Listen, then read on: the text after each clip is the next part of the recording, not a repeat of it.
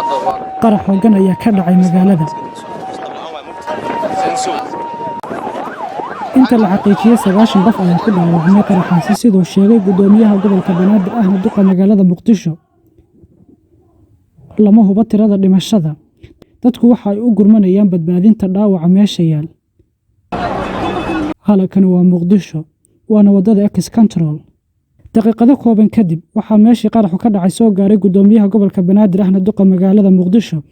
waxaana ka warbixinayaa khasaaraha uu geystay qaraxaasi oo saaran lagu soo raray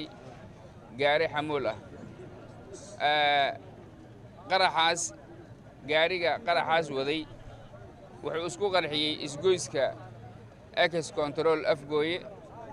wuxuuna sababay dhimasho badan iyo dhaawac fara badan.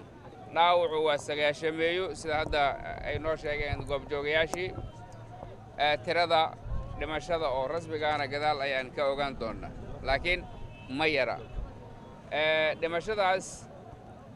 waxay u badnayd arday u socotay dugsiyadaha iyo jaamacadaha.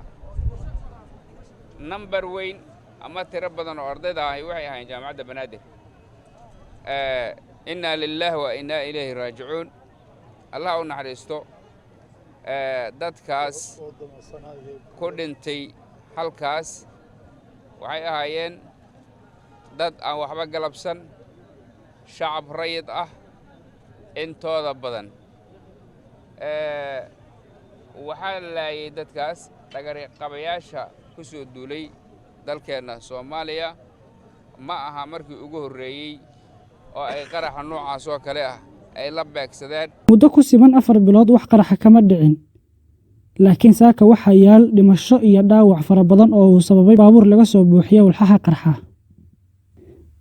dadka ku dhintay waxa uu badnaa arday u socota goobahooda waxbarashada shacab si caadi ah oo isticmaalaya wadada iyo 2 qof oo u dhashay wadanka Turkiga. goobjooga la hadlay warbaahinta ayaa waxa uu sheegay waxa indhihiisu qabanayeen. wax balaaran baa ka dhacay waxa weeye waa cuqubadaas ayaa dhacday waxaas adarkaysan ummadana waxa weeye lisma yaqaan waxa waa meesha waa dad xitaa wax iska daay ciyaal baa ku dhimaaday nimanka ardada ah jaamiciinta waa ku jira halkaan ku dhimaa meeshaan way ku baabaceen. waxaan arkay 12 qof oo bidaysa bal wax kale saas u bidahayay qaar waxay ku dhaceen meeshaas waan ka soo kordhay guud. halkaan waxa ku dhintay madaxdii meeshaan xukuntay alyoom ninka la yiraahdo Saylac iyo meeshaan ku jira hoos hadda ku jira waa rag baabacay oo booliska gaariga qarxay waan arkay wakaalka iyo halka wata laga qaad. Turkiga halkaas u galay waa meeshaas meeshuu galay Turkigu 2 nin bay ahaayeen ma sheegi karo waxaas ma yir ma aan lahayn anoo dhan xitaa waa qarsoomay oo habaaskii iyo dhaska hadda isbiya ku soo maray habaaskii iyo wixii oo dhan baa la qariyay. markaas soo nimina meeshaan ardayda markaan arkay madaxdii markaan arkay aniga waxaan sameeyay miyirkii oo dhan baa iga tagay iyo maskaxdii meeshaan cuquba ka dhacday wakaab wax la yaab laha dhacay waxa weeye dadku toddobaatan kaba yara.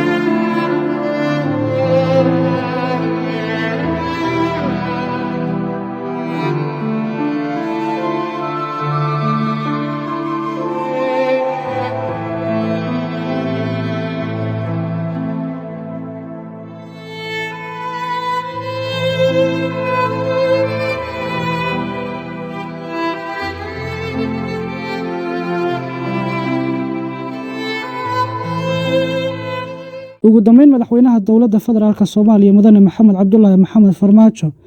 ayaa taxsi u diray dadkii ku dhintay qaraxaasi. bismillaahir rahmaanir rahiim inna lillahi wa inna ilayhi raaji'uun. saaki subaxdii waxa dhacay qarax meesha loo yaqaano X Control aada wadada aada afgooye halkaas oo ka dhacay qarax aad iyo aad u weyn ayna ku laadeen dad fara badan oo isugu jira dad danyar oo u kala hayay nolol maalmeedkooda u kala hayay shaqadooda si ay u quudiyaan reerkooda iyo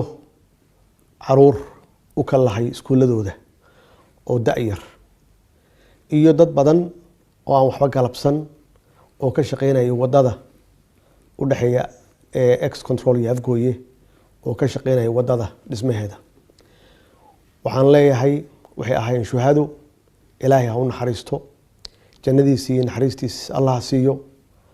qaraabadooda iyo ehelkooda iyo asxaabtoodana samir iyo iimaan allah ka siiyo waqti ay ku soo beegantay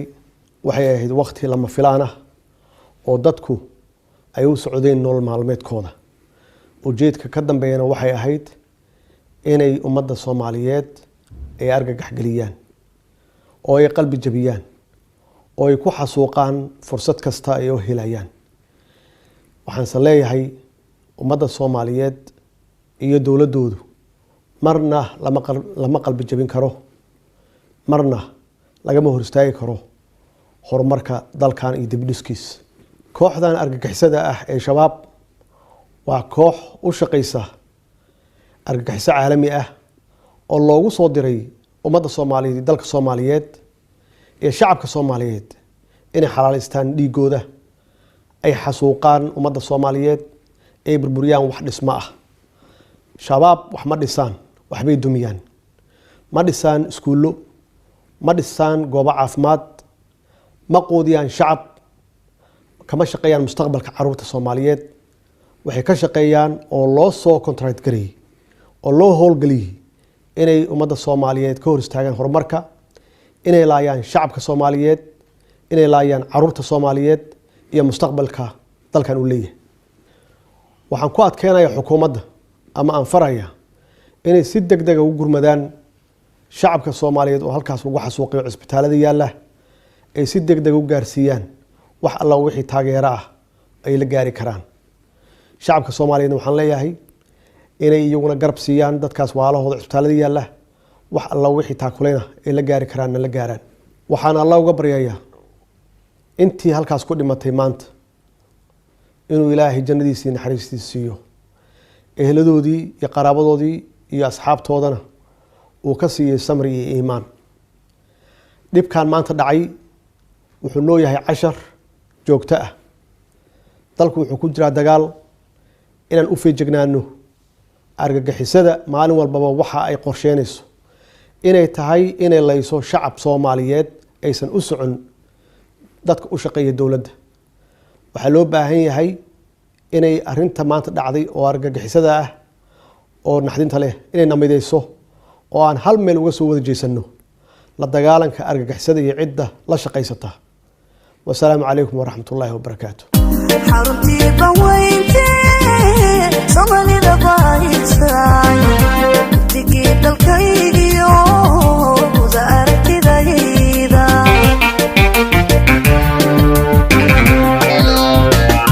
حرمتي بوينتي صمني لبايساي تجيب الكيديو وزارتي دايدا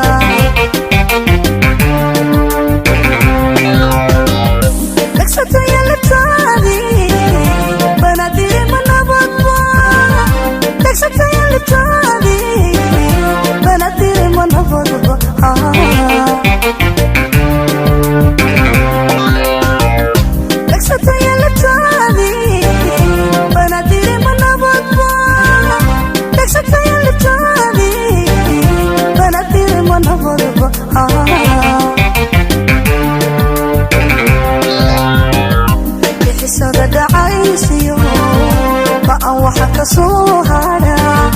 adduunkii balayada ku xasuusta boqorkii baryadii